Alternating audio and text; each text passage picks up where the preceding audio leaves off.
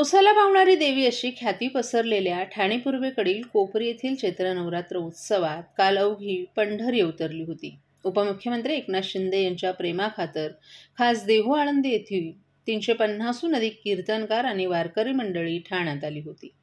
धर्मवीर आनंद दिघे प्रतिष्ठानच्या वतीनं उपस्थित तमाम वारकऱ्यांचं सन्मानपूर्वक आदरातिथ्य करण्यात आलं.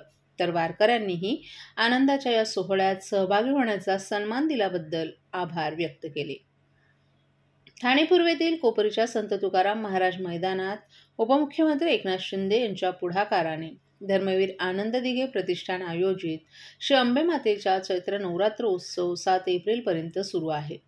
दररोज या चैत्र नवरात्र उत्सवाला मान्यवर भेटी देतात. काल परिवहन मंत्री प्रताप सरनाईक, राम रेपाळे, हनुमंत जगदाळे, माजी महापौर मीनाक्षी शिंदे, एकनाथ भोईर, देवगडच्या नगराध्यक्षा स्वाती प्रभू, ठाणे लोकसभेचे संपर्क प्रमुख मनोज शिंदे, आळंदी येथील ज्येष्ठ कीर्तनकार पांडुरंग घुले महाराज, किशोर महाराज, अक्षय महाराज, संदीप महाराज, मनमोहन महाराज, महाअनुभवाचे आचार्य राणा महाराज, आर्ट ऑफ लिव्हिंगचे प्रभंजन महातोले, वैदिक परंपरेचे सदाशिव गुरुजी, बाळासाहेब महाराज आदींनी भेट देऊन देवीचं दर्शन घेतलं. यावेळी श्री अंबे मातेच्या चरणी लीन होण्यासाठी खास देहू आळंदीहून आलेले तब्बल 350हून अधिक कीर्तनकार वारकरी या उत्सवात सहभागी झाले होते. जणू काही कोपरीत अवघी पंढरी अवतरल्याचं दिसत होतं. यावेळी माजी मुख्यमंत्री तथा विद्यमान उपमुख्यमंत्री एकनाथ शिंदे यांनी वारकरी संप्रदायासाठी दिलेल्या सहकार्याचा तसंच अभूतपूर्व योगदानाचा आवर्जून उल्लेख करून उपस्थित समस्त वारकऱ्यांनी कृतकृत्य झाल्याच्या भावना व्यक्त केल्या. यावेळी रंगमंचावर सादर केलेल्या मी डोलकर या मराठी कोळी गीतांच्या सुमधुर मैफिलीवर महिला वर्गानं फेर धरीत या कार्यक्रमाचा आनंद लुटला. धर्मवीर श्री आनंदी प्रतिष्ठान आयोजित अंबे मातेचा चैत्र नवरात्रोत्सव सातत्याने हा 9वं वर्ष आहे. मोठे धार्मिक वातावरणामध्ये, मंगलमय वातावरणामध्ये हा अंबे मातेचा अखंड जागर या संत तुकाराम मैदानामध्ये होत असतो. गुरुवर्य धर्मवीर आनंद दिघे साहेबांनी सर्वप्रथम इथे चैत्र नवरात्र सुरू केला होता. सातत्याने 14 वर्ष हा चालू होता, परंतु काही कारणास्तव याच्यामध्ये खंड पडला. मग पुन्हा एकदा या महाराष्ट्र राज्याचे यशस्वी मुख्यमंत्री व विद्यमान उपमुख्यमंत्री यांनी हे 9 वर्षापासून आतापर्यंत हा उत्सव चालू आहे. नवसाला पावणारी देवी अशी ख्याती संपूर्ण महाराष्ट्रामध्ये आहे आणि मनोभावे लोक 108 पदवीसाठी आपण बघत आहात. खूप रांग लागते, अलोट अशी गर्दी इथे होते आणि मनोभावे आई जगदंबेच्या चरणी सगळे भक्तगण लीन होतात आणि त्यांच्या सर्व मनातील इच्छा पूर्ण होतात. म्हणूनच दिवसेंदिवस इथे एक वेगळं स्वरूप या उत्सवाचा महोत्सव झालेला आहे आणि आई जगदंबा सगळ्यांच्या नवसाला पावते. 9 दिवस अखंड असे धार्मिक कार्यक्रम त्यानिमित्त इथे सादर केले जातात. वेगवेगळ्या सर्व प्रांतातली लोक येऊन आपल्या कला सादर करतात. आता आपण बघत आहात की आळंदीवरून 500 वारकरी आई जगदंबेच्या चरणी लीन होण्यासाठी ते आलेले आहेत आणि सर्व क्षेत्रातील मान्यवर, क्रीडा असेल, सामाजिक, शैक्षणिक, सांस्कृतिक आणि राजकीय क्षेत्रातील सुद्धा मान्यवर या आई जगदंबेच्या चरणी लीन होण्यासाठी इथे येत असतात आणि आई त्यांच्या सगळ्यांच्या इच्छा पूर्ण करते. विधानसभा निवडणुकीनंतर कुठल्याही पदाची अभिलाषा न बाळगता बिनशर्त आपल्या शेकडो कार्यकर्त्यांसह शिवसेनेचा धनुष्यबाण हाती घेतलेले काँग्रेसचे माजी ठाणे शहर जिल्हाध्यक्ष मनोज शिंदे यांची शिवसेनेचे मुख्य नेते तथा राज्याचे उपमुख्यमंत्री एकनाथ शिंदे यांनी शिवसेनेच्या ठाणे लोकसभा संपर्क प्रमुखपदी नियुक्ती केली आहे.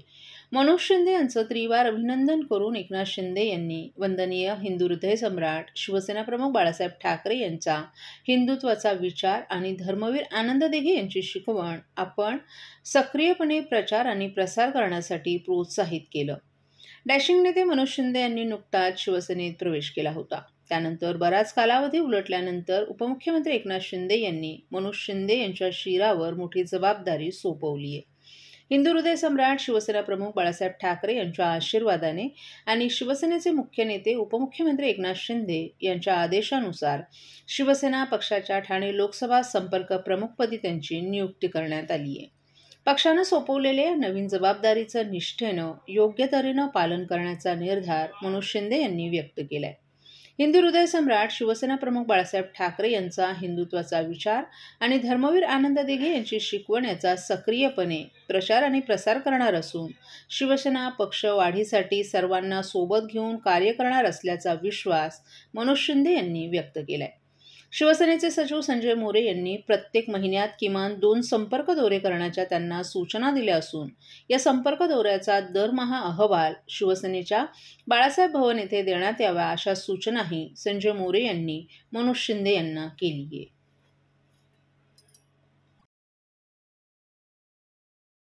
महाराष्ट्रातील भगिनींना आधार देणारी राज्य शासनाची मुख्यमंत्री माझी लाडकी बहीण योजना. या योजनेअंतर्गत अल्प उत्पन्न गटातील 21 ते 65 वयोगटाच्या भगिनींना मिळणार दरमहा 1500 रुपयाची मदत. अर्ज करण्यासाठी 31 ऑगस्ट 2024 पर्यंत मुदतवाढ. कुटुंबाचं वार्षिक उत्पन्न 2.5 लाख रुपयांपेक्षा कमी असलेल्या महिला पात्र.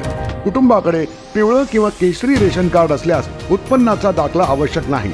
पांढरं रेशन कार्ड असेल किंवा रेशन कार्ड नसेल तर कुटुंबाचं वार्षिक उत्पन्न 2.5 लाखांपेक्षा कमी असल्याचा दाखला आवश्यक. योजनेसाठीचा ऑनलाईन अर्ज नारी शक्ती दूत ॲपवरून किंवा पोर्टलवर भरता येईल. ज्या भगिनींना ऑनलाईन अर्ज भरता येत नसेल त्यांच्यासाठी अंगणवाडी, ग्रामपंचायत, वॉर्ड ऑफिस, सेतू सुविधा केंद्रामध्ये किंवा आशाताई बचत गटाच्या CRP यांची मदत उपलब्ध.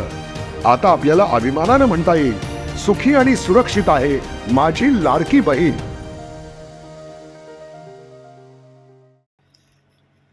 मद्य प्राशन करत असाल तर सावधान. राज्य उत्पादन शुल्क विभागानं काल रात्री टाकलेल्या छाप्यात बनावट मद्याचा साठा जप्त करत बनावट मद्याची विक्री करणाऱ्या 5 जणांच्या मुसक्या आवळल्या असून एक आरोपी मात्र अद्याप फरार आहे.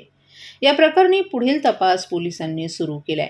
भिवंडीतील कोणगाव या ठिकाणी बनावट मद्य बनवण्यात येत असल्याची माहिती राज्य उत्पादन शुल्क विभागाला मिळताच छापा टाकून बनावट मद्य बनवणाऱ्या यंत्रांसह या आरोपींना ताब्यात घेतले.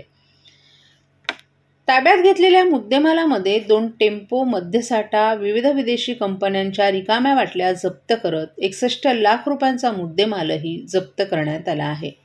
बाजारात विदेशी बनावट मद्यसाठा विक्रीसाठी सर्रासपणे येत असतो. मात्र हे मद्य शरीरासाठी हानिकारक असल्याचं राज्य उत्पादन शुल्क अधीक्षक प्रवीण तांबे यांनी सांगितलं. तसंच या बनावट मद्यामध्ये विक्रीमुळे राज्याच्या महसुलावर देखील परिणाम होत असून या आरोपींवर कडक कारवाई करणार असल्याचं राज्य उत्पादन शुल्क विभागाकडून सांगण्यात आलंय. हा जवळपास ह्या पूर्ण गुन्ह्यामध्ये 61 लाखापेक्षा अधिक किमतीचा मुद्देमाल जप्त केला. तर डुप्लिकेट दारू बनवण्यासाठी अशा प्रकारचा परवाना नसून सुद्धा दारू विक्री होत आहे.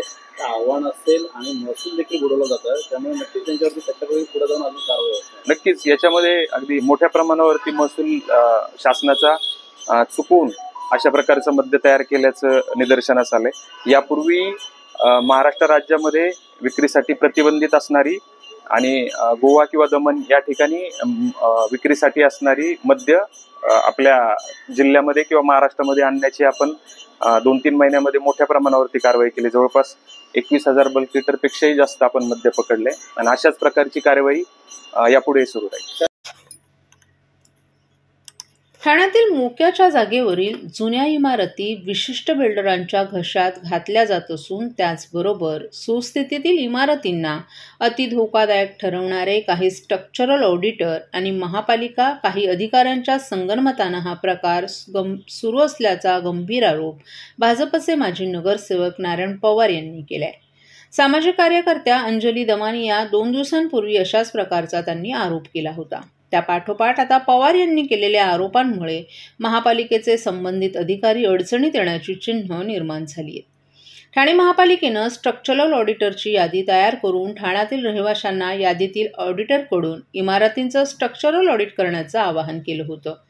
राज्य सरकारच्या नियमानुसार अतिधोकादायक इमारतींसाठी C1, इमारत रिकामी करून दुरुस्ती करण्यासाठी C2A, इमारत राहून दुरुस्ती करण्यासाठी C2B, किरकोळ इमारत दुरुस्तीसाठी C3 अशी वर्गवारी करण्यात आली होती. परंतु महापालिकेच्या निर्णयाचा सर्रासपणे गैरफायदा घेण्याचं काम काही विशिष्ट स्ट्रक्चरल ऑडिटर कंपनी आणि काही महापालिका अधिकाऱ्यांनी एकत्र येऊन केले. त्यानुसार शहरातील मोक्याच्या जागांवरील सुस्थितीतील इमारती बिनदिक्तपणे धोकादायक ठरवल्या जात आहेत. C3, C2B, C2A या श्रेणीतील इमारती C1 या अतिधोकादायक वर्गात टाकण्यासाठी काही बिल्डर आणि महापालिकेतील काही अधिकारी कार्यरत असल्याचा आरोपही पवार यांनी महापालिका आयुक्त सौरभ राव यांना पाठवलेल्या पत्रात केलाय. धोकादायक इमारतींबाबतचा प्रस्ताव महापालिकेच्या अतिक्रमण विभागाकडून सार्वजनिक बांधकाम विभागाकडे पाठवला जातो, तर सार्वजनिक बांधकाम विभागातील इंजिनियरकडून प्रत्यक्ष इमारतीची पाहणी न करताच त्या C1 या अतिधोकादायक वर्गात टाकल्या जात आहेत. त्यानंतर वाढीव FSIचा फायदा घेऊन स्थानिक रहिवासी आणि दुकानदारांवर दबाव निर्माण करून इमारती रिकाम्या करून बिल्डरांच्या स्वाधीन केल्या जात आहेत. शहरात बिल्डरांची सुपारी घेऊन काही स्ट्रक्चरल ऑडिटरच्या टोळ्या निर्माण झाल्या आहेत असा आरोपही पवार यांनी केलाय. कौसा भागात गेल्या अनेक दिवसांपासून कृत्रिम पाणी टंचाई निर्माण झाली आहे. विविध प्राधिकरणांकडून अपुरा पाणी पुरवठा केला जात असल्याचं कारण पुढे करून ठाणे महापालिकेकडून मुंब्रा, कौसा, खर्डी भागात अपुरा पाणी पुरवठा केला जात आहे असं सांगत राष्ट्रवादी शरद पवार पक्षाचे आमदार जितेंद्र आव्हाड यांनी या भागातील अपुऱ्या पाणी पुरवठ्यामागील कारण सांगितले.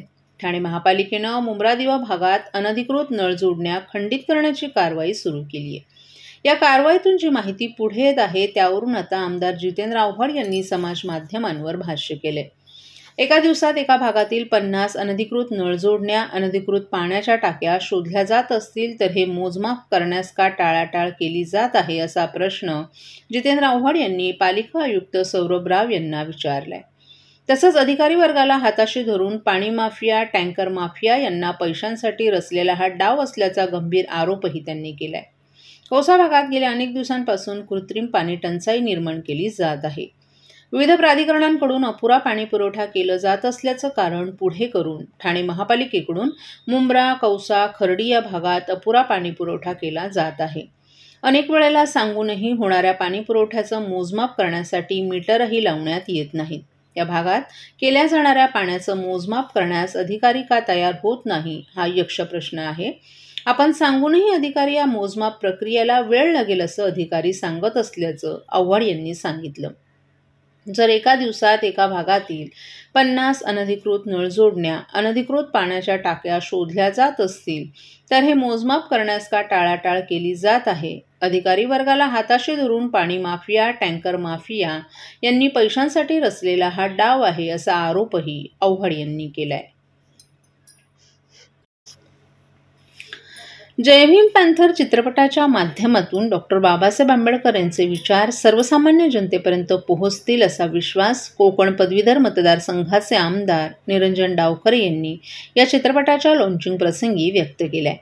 यावेळी माजी ज्येष्ठ नगरसेवक रामभाऊ तायडे, भंते जयेश बनसोडे, भंते भदंत शिळभोदी, भंते करुणा सागर आदी मान्यवरही उपस्थित होते.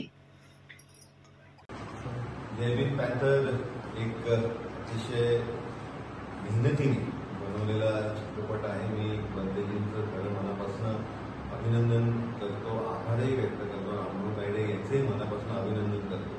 बंदेजींनी त्यांच्या गेले 5 वर्षाचा दान आणि त्याचबरोबर समाजातले काही मान्यवरांनी याच्यामध्ये योगदान दिलं. त्याच्यामुळे हा पिक्चर नावारूपाला आला. खऱ्या अर्थाने बाबासाहेबांचे विचार हे सगळ्यांपर्यंत पोहोचले पाहिजे, नव्या पिढीपर्यंत पोहोचले पाहिजे. हा त्याच्यासाठी एक माध्यम त्यांनी निवडलेला आहे. माझी आपल्या सगळ्यांना विनंती आहे की आवर्जून आपण हा एक संघर्षाची जी वाटचाल आहे त्याच्या संदर्भातला चित्रपट आहे तो बघा.